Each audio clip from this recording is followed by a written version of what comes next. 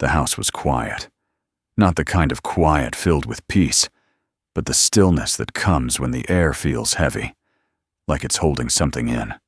Ayesha Curry stood alone in the living room, sunlight breaking through the windows in narrow streaks. It was supposed to be a normal morning. The kids were at school. Stephen had left early for a shoot-around. She had planned to catch up on emails, maybe start prepping for dinner early. But then she found the box.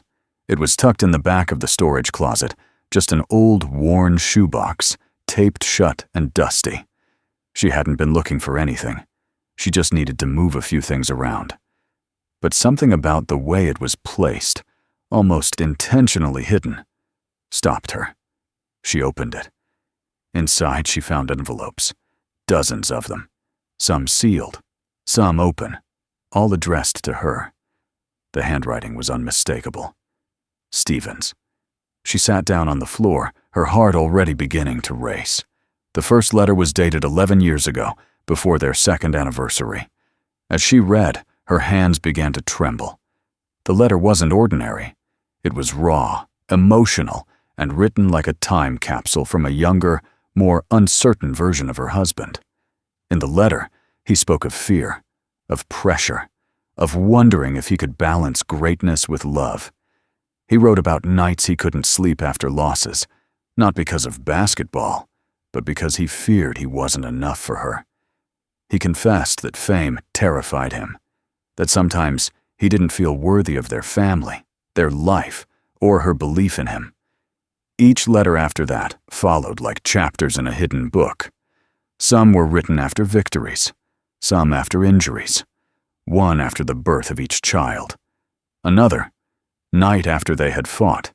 He had never told her how much it broke him.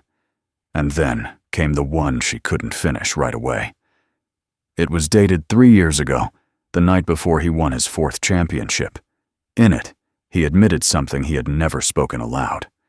For years, every time he hit a game winner, every time the world chanted his name, he wasn't thinking of the glory.